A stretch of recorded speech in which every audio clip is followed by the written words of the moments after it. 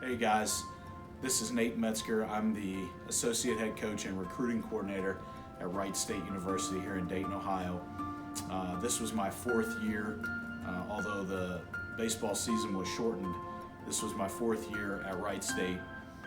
Prior to Wright State, I spent 10 years at Heartland Community College, where I was the Director of Athletics and head baseball coach there.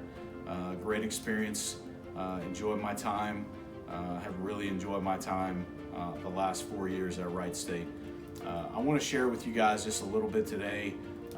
My favorite verse comes from Philippians 2:3-4. Do nothing out of selfish ambition or vain conceit, rather. In humility value others above yourselves, not looking to your own interests, but each of you to the interests of others.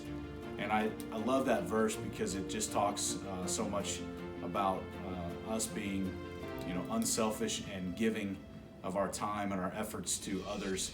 I always talk about I don't enjoy watching the same movie twice because there's no mystery or intrigue. But if it's a great movie and I know that someone else would enjoy it, I would get more enjoyment out of watching that movie a second time with that person that I know would enjoy it, because it's the giving aspect, of something like that. So I'm in a local Bible study. Some of you, I'm sure, are involved as well in your areas.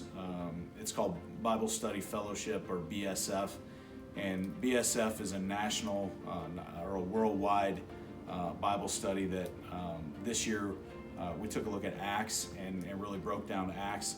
And so I went back to Acts and our study and picked out something that I thought was really valuable.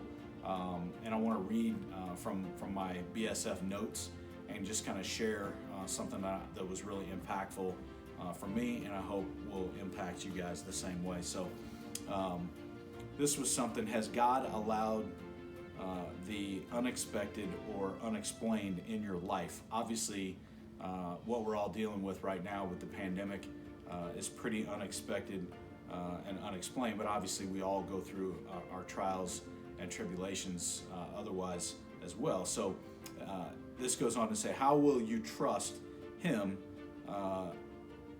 as you move forward according to His word? By making his home in Canaan, Abraham showed that he was looking beyond temporal, territorial aspects of God's promise. Abraham fixed his eyes on his true, though invisible, eternal home with God.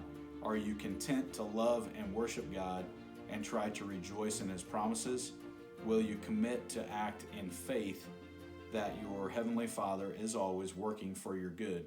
And again, a lot easier said than done. When we commit to that faith, it's a lot easier to be to say that we're going to be faithful than it actually is.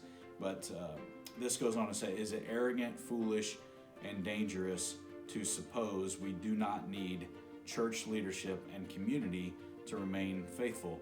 Well, church leadership and our normal routine has been interrupted, so we have to adjust, and it's definitely been a challenge to do just that.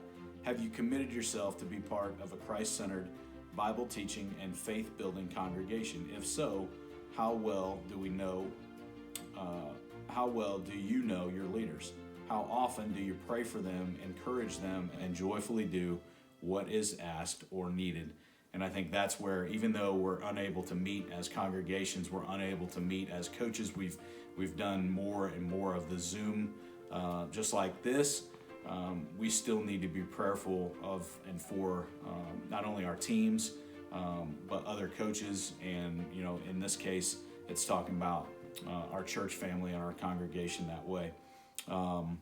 There is no way to earn or experience God's pleasure and peace, because without faith it is impossible to please God. That's Hebrews 11:6. And then it goes on to say, do you know this peace that prevails over any circumstances? I want to repeat that.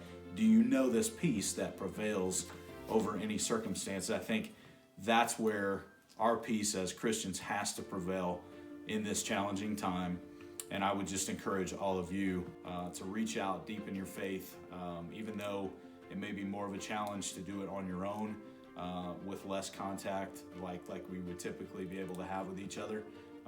It really has been a time where we can slow down a little bit and dig into the Word, but we also can come together through things like this and still have the ability to share and experience, share our experiences with one another, so that hopefully we can grow. So I'll leave it at that for today.